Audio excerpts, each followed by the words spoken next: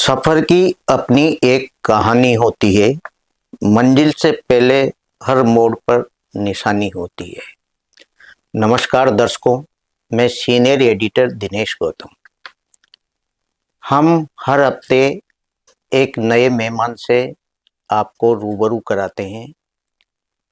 आज मैं ऐसे मेहमान से आपको रूबरू करा रहा हूँ जिन्होंने स्कूली शिक्षा के दौरान पत्र संपादक के नाम और कॉलेज शिक्षा के दौरान दैनिक भास्कर अखबार में आह और वाह व्यंग्य के रूप में अपना लेखन प्रारंभ किया और धीरे धीरे इनकी लेखनी आगे बढ़ती गई और अब तक पाठकों के बीच में इनकी 3 पुस्तक कहानियों की आई है, जिसमें बाल साहित्य भी है। ऐसी शख्सियतें हमारे साथ वरिष्ठ साहित्यकार विजय कुमार शर्मा जी। विजय कुमार शर्मा जी का जो साहित्य लेखन है ये उत्कृष्ट है और निरंतर लिखने में ये विश्वास करते हैं और समाज को एक नई दिशा देने का काम करते हैं। आइए रूबरू होते हैं साहित्यकार विजय कुमार शर्मा जी से।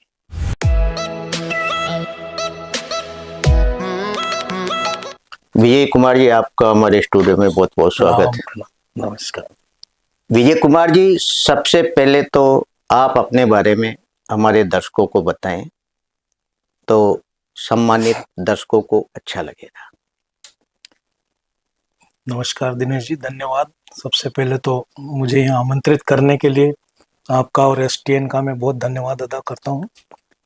और मेरी जीवन यात्रा के बारे में बात करें तो मैं इंदौर का रहने वाला हूँ और मुझे साहित्य का शौक शुरू से ही मेरे माता पिता के द्वारा मिला है। और मैंने अपने स्कूली जीवन से ही दैनिक भास्कर के आह और वाह व्यंग्य स्तंभ में लिखना शुरू किया था। वो व्यंग छपकर उस समय जब वो 75 रुपए मेहनत आना मिलता था तो वो एक स्कूल स्टूडेंट के लिए क्या खुशी दे सकता है, वो आप समझ सकते हैं। बिल्कुल। उसके बाद फिर कॉलेज में जो मैगजीन्स होती हैं उनके अंदर लिखता रहा ये। उसके बाद में फिर मैंने अपनी कहानियों का सिलसिला शुरू किया जो कि अभी निरंतर जारी है। अभी तक मैंने अपनी 3 किताबें पब्लिश करवाई हैं, जिनमें से 2 अवार्डेड है। विजय कुमार जी, आप विज्ञान के विद्यार्थी रहे जी। हिंदी के प्रति समझ किसने पैदा की? बहुत अच्छा प्रश्न है। कई लोग ही मुझसे ये प्रश्न पूछ चुके हैं जी। मैंने एमएससी किया है और मैं जब प्राइमरी स्कूल में था तब मेरे फादर हिंदी के लेक्चरर थे और मेरी माताजी जो कि स्कूल में एक टीचर थी, वो दोनों लगातार हिंदी साहित्य पे बातें किया करते थे। मैंने साहित्य को पढ़ा बाद में है और सुना पहले है जी। जिसमें कबीर, जय शंकर प्रसाद, आचार्य रामचंद्र शुक्ल, रामधारी सिंह दिनकर, इनको सबको मैंने सुना है, पढ़ा बाद में। तो इस तरह से ये बीजारोपण उस समय हो गया था जो कि अब धीरे धीरे एक वृक्ष की तरह पल्लवित हो रहा है। जी। विजय कुमार जी, ज्ञान की ज्योत जलाए रखना, उसकी सतत प्रेरणा और ऊर्जा मिली कहाँ से आपको? मैं जब अपनी फैक्ट्री में काम करता रहा जी, उस दौरान मेरी मुलाकात विजय जोशी जी, जितेंद्र निर्मोही जी, भगवती प्रसाद गौतम जैसे यहाँ कोटा के नामधन्य साहित्यकारों से मुलाकात हुई और उन्होंने मुझे बहुत प्रेरणा दी, लिखने के लिए काफ़ी प्रेरित किया और उनके मार्गदर्शन में ही मैं आगे करता रहा हूँ। विजय जी, कहानी में कल्पनाएं तो बहुत कम होती है, लेकिन आसपास की घटनाएं को जब आप समेटते हो एक कहानी बन जाती है जी। तो उस समय जब कहानी के रूप में आप परिपूर्ण हो जाते हो लिखने में, तो कैसा एक अनुभव आत्म जी, जब मैं कहानियां लिखने के लिए कल्पनाएं करने लगता हूं तो कल्पनाएं तो मेरे दिमाग में आती ही नहीं है। जी मैं आसपास घट रही घटनाओं, आसपास के जो लोग हैं, उनके बीच में चल रहे संवाद और उन सब को समेट कर एक फिर कल्पना का जो ताना बाना बुनता हूँ, उसमें मेरी कहानियां जन्म लेती हैं। जैसे कि मैं आपको बताऊं, मेरी जी पहला कहानी संग्रह फांस, उसकी पहली कहानी प्रायश्चित। हरिद्वार में मैं गंगा आरती के समय गया और वहां पर उस कहानी को मैंने लाइव देखा और उसको अपनी कल्पनाओं में डाल के लिख दिया। जी इसी तरह से बाल कहानी में मैं कई बच्चों के छोटे छोटे से उद्गार, संस्मरण, वो सब देखता हूँ, तो उनका ताना बाना बुन के मैंने ये असली जीत करके एक बच्चों की किताब लिखी। जी और इन दो रचनाओं से प्रेरित होके मैंने ये कि लघु कथा की किताब जो है अंतिम कौर अभी निकाली है। इसके अंदर 81 कहानियां हैं और बहुत छोटी छोटी ये जीवन से संबंधित कहानियां ही हैं। जी विजय जी, आपकी अब तक कितनी पुस्तक प्रकाशित हो चुकी, जी, मेरी दर्शकों को बताएं। मेरी 3 किताबें प्रकाशित हुई है, जिसमें पहली है फांस कहानी संग्रह, जो कि राजस्थान साहित्य अकादमी उदयपुर के पांडुलिपि सहयोग से प्रकाशित हुई थी। दूसरी है ये असली जीत बच्चों वाली, जी ये बच्चों के संस्मरण, ये बच्चों की पुस्तक है और इसके ऊपर मुझे राजस्थान साहित्य अकादमी उदयपुर से प्रकाशन सहयोग मिला है। जी तीसरी किताब अभी मेरी ये आई है अंतिम कौर, ये लघु कथा की पुस्तक है। इस जी तरह से मेरी 3 किताबें आई है।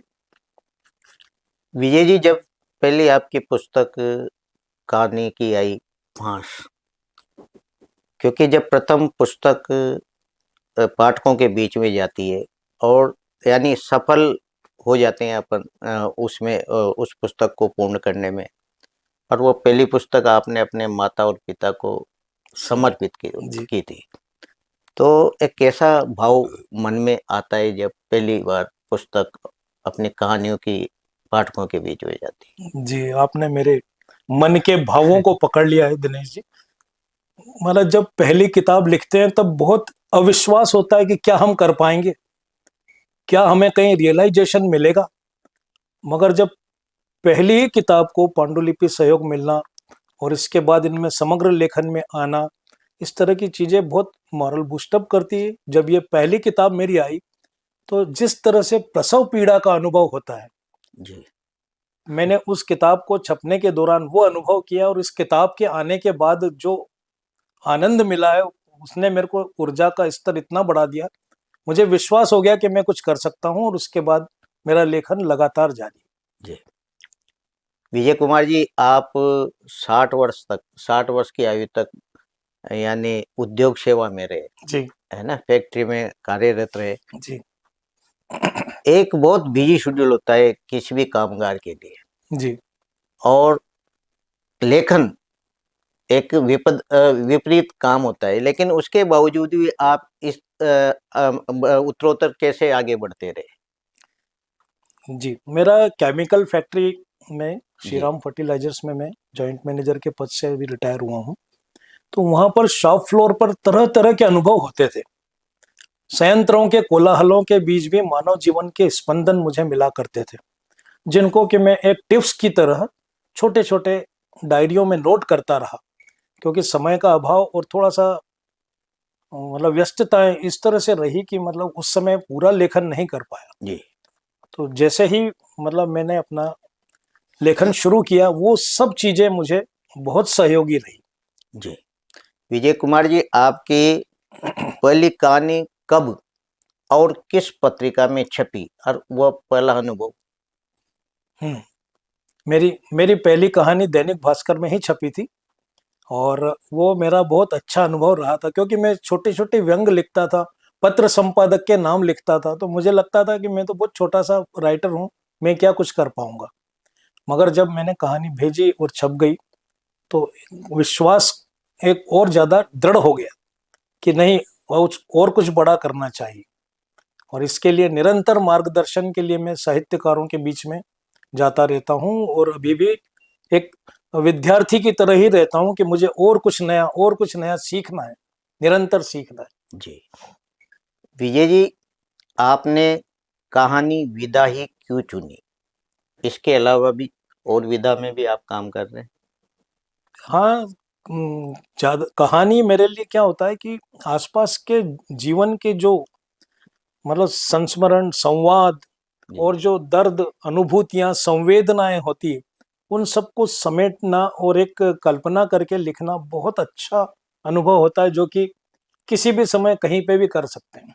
जी, कविताएं लिखने के लिए बाकायदा आपको एक बड़ा ज्ञान का सागर चाहिए, जी, छंद, दोहे, ये जी, वो सब आता नहीं। पर थोड़ी थोड़ी कविताओं की तुकबंदियां, कुछ मतलब छोटी छोटी दो चार लाइनें, छोटी मोटी कोई कविताएं लिख लेता हूँ। जी, जी, और अपने जो साहित्यकार मित्र हैं उन्हें बताता भी हूँ, वो जी, कुछ करेक्शन भी करवाते हैं। बहुत सुंदर।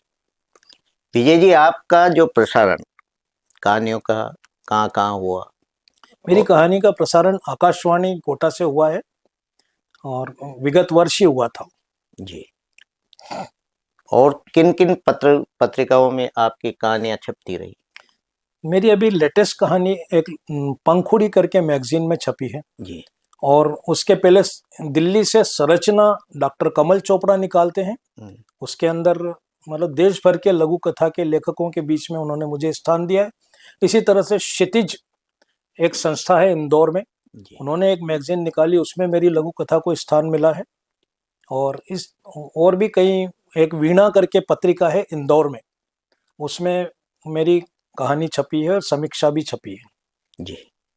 विजय जी, देखा जाता है लघु कथा यानी कोई भी पाठक उसको पढ़ता है तो बहुत जल्दी आत्मसात करता है। तो आजकल लघु कथाओं का दौर है, जी, तो कैसा इसमें एक आनंद मिलता है लिखने लघु कथाएं देखने में और लगता है कि बहुत छोटी सी कहानी है, मगर उस कहानी को लिखने के लिए बड़ी बड़ी कहानियों से भी ज्यादा मतलब ब्रेन स्टॉर्मिंग करनी पड़ती है। में? जी, क्यों? क्योंकि लघु कथा का मूल तत्व होता है एक ट्विस्ट, जी, मतलब कुछ ऐसा पिंच करने वाला पॉइंट जो मतलब दर्शक को, पाठक को मतलब कहीं उद्वेलित कर दे, कहीं दिमाग में उसको कुछ सोचने के लिए मजबूर कर दे। जी, और अब आज के समय में पाठक लंबी लंबी कहानियां पढ़ना, उपन्यास पढ़ना थोड़ा कम पसंद करते हैं। जी, तो जिंदगी जब जैसे फास्ट जा रही है, जब आजकल 30 सेकंड की रीलों का जमाना आ गया है, हम्म, तो वो लघु कथाओं का ही एक छोटा रूप मानना चाहिए। बिल्कुल। विजय जी, साहित्यकारों का जीवन बहुत संघर्षपूर्ण होता है। अपने जीवन की महत्वपूर्ण घटना या संस्मरण हो, दर्शकों को बताएं। प्रभु की बहुत कृपा रही कि मेरे को कभी कोई संघर्ष नहीं करना पड़ा। और साहित्य के क्षेत्र में जब मैं यहाँ से, जैसे ही मैंने मार्गदर्शन के लिए जिन जिन लोगों से मिला, उन्होंने मुझे बहुत सहयोग किया है। और मतलब उनकी मतलब कृपा ही माने आप सब उन लोगों की, जिनकी वजह से मैं आज यहाँ पर बैठा हूँ। जी, विजय जी, आपको आपकी कोई उपलब्धि, जैसे कोई आपको सम्मान, पुरस्कार मिले हों, दर्शकों को बताएं। जी जी। अभी 22 नवंबर को कादम्बरी संस्था जबलपुर के द्वारा मुझे समग्र लेखन के लिए सम्मानित किया गया। उसमें उन्होंने सारी किताबें और सब जितनी रचनाएं थी वो सब मंगवाई थी और मैंने भेजी थी। उसके पहले त्रिवेणी ग्रामोद्योग समिति प्रयागराज में सम्मानित किया गया है। उसके पहले साहित्य मंडल नाथ द्वारा के द्वारा सम्मानित किया गया है। यहाँ पर संस्कृति साहित्य मीडिया फोरम ने सम्मानित किया है। समरस साहित्य संस्थान ने किया है। गुजर गौड़ ब्राह्मण समाज ने सम्मानित किया है। इस तरह से जी, प्रभु की बहुत कृपा है कि मतलब मेरे साहित्य को पूरा पूरा उत्कर्ष पे जाता जा रहा है। जी। विजय जी, जब साहित्य लिखा जाता है और वह बड़े जो साहित्यकारों के बीच में आपकी लेख नहीं जाती है, वो एक पुरस्कार के रूप में सामने आती है, तो वास्तव में जब प्रथम बार आपको पुरस्कार मिला होगा, तो कैसी आपकी उस समय अनुभूति थी?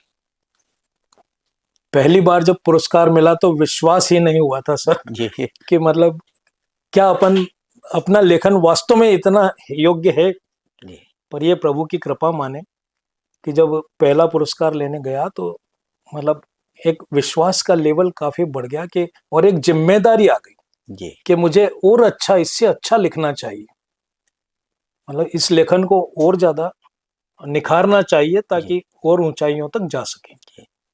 विजय जी, देखा जाता है कि बाल साहित्य यानी लिखा तो जाता है लेकिन इतना नहीं लिखा जाता। आपने भी इस ओर कदम बढ़ाया। जी तो इस बाल साहित्य में जो कहानियां आपने दी, वह किस रूप में बच्चों को एक आकर्षित करने वाली जी, मैंने बच्चों के लिए बहुत सरल सी भाषा में कहानियां लिखी है। है? जी मतलब जैसे कि स्कूल में पिकनिक जाती है, सांस्कृतिक उत्सव होते हैं, उन्हीं को संदर्भ बना के, उनके स्कूल की पिकनिक जा रही है, बच्चे वहां पर गए, एक बच्चे को मना करने के बाद भी वो डैम साइड पर वहां पर पानी की तरफ चला गया, डूब गया, फिर उसे गार्ड ने निकाला, तो फिर उसे आर्टिफिशियल रेस्पिरेशन वगैरह जो कुछ भी दिया जी गया, हाँ, वो कृत्रिम सांस विधि जो जी दिखाई गई, तो उससे बच्चों को बड़ा सीखने मिला। जी तो इस तरह की प्रेरणादायक कहानियां बच्चों को पढ़ने में एक रोचकता लगती है, बिल्कुल। उसमें वो अपने आप को उससे जोड़ पाते हैं। मतलब लगता है कि स्कूल के, हाँ, बस में जा रहे हैं, पिकनिक जा रहे हैं, भोजन हो रहा है, डैम साइड पे गए, या कहीं स्विमिंग पूल में पिकनिकें जाती है। इसी तरह से सांस्कृतिक बिल्कुल उत्सव में बच्चे परफॉर्म करते हैं, कोई बच्चा आगे आ जाता है, कोई पीछे आ जाता है, तो निराश नहीं होना चाहिए। तो इस तरह की कहानियां बाल कहानियों में मैंने जी। शामिल की है। विजय जी, आपने लघु कथा ये भी लिखी है ना जी, पुस्तक में आपके? कोई ऐसी लघु कथा जो दर्शकों को साझा करना है? अब लेखक के लिए तो हर कथा अपने आप में महत्वपूर्ण होती जी है। जी ये तो पाठक ही फैसला कर सकते हैं कि जी कौन सी रचना सर्वश्रेष्ठ है जी। या कौन सी वो। फिर भी एक लघु कथा में हाँ, साझा करना चाहूंगा सुनाए। कि एक गली गली के कोने पर जी एक कुतिया ने 4 बच्चों को जन्म दिया। जी 4 पिल्ले थे वो, बहुत छोटे छोटे पिल्ले। कुछ ही दिन में वो थोड़े बड़े होने लगे और गली के लोग उसे दूध पिला रहे थे। और धीरे धीरे चलते हुए ये सिलसिला थोड़े दिन चला, कुछ पिल्ले अब थोड़े थोड़े दौड़ने लगे थे। एक दिन क्या हुआ कि एक गाड़ी आई, सामने से एक गाड़ी आ रही थी और उधर सामने दूध का कटोरा पड़ा हुआ था। तो उस समय कुतिया जो दूध के लिए कटोरे के पास में जा रही थी, उसे देख के गाड़ी वाले ने रोका। तो आप देखिए कि गाड़ी वाला गाड़ी रोकता है, इधर कुतिया भूख के मारे दूध के कटोरे तक गई, मगर उसको जैसे ही अपने पीछे बच्चों की आवाज आई, जी उसने तुरंत पलटकर अपने पिल्लों को आगे कर दिया और खुद पीछे हो जी जी। गई। इस तरह से भूख के आगे मातृत्व जीत गया। बहुत सुंदर। ये मेरी एक छोटी लघु कथा है जो मेरी बहुत दिल के करीब है, जी कि मतलब माँ इसी को कहते हैं। जी। विजय जी, आप अब सेवानिवृत्त हैं जी और लेखन, आपकी लेखनी अनुरत जारी रहेगी। जी। क्या आप संदेश देना चाहेंगे? सेवानिवृत्ति तो सिर्फ उस काम से हुई है जो विशेष जिम्मेदारी थी। जी अब ये साहित्य तो एक बड़ी जिम्मेदारी है, और समाज के प्रति मतलब मैं अपने आप को जिम्मेदार मानते हुए साहित्य के क्षेत्र में लगातार लिखता रहूंगा। मतलब कोशिश ये रहती कि रोज कुछ न कुछ लिखता रहूं। और उसी संदर्भ में मैंने कल 4 लाइनें भी लिखी हैं जी कविता की, जो कि मतलब मैंने उसको थोड़ा सा गाने की उसमें आ, कोशिश की। सुना। गीत सुनाते रहते हैं तो वो कविताएं भी थोड़ा सा उसमें आ जाती जी। विजय जी, आप किन कथाकारों से ज्यादा प्रभावित रहे? है। मैंने कहानियां शुरू से इधर हमारे यहाँ नई दुनिया करके अखबार आता था, उसमें मैं पढ़ा करता था। जी संडे के दिन परिशिष्ट जो आता था उसके अंदर कहानियां छपा करती थी।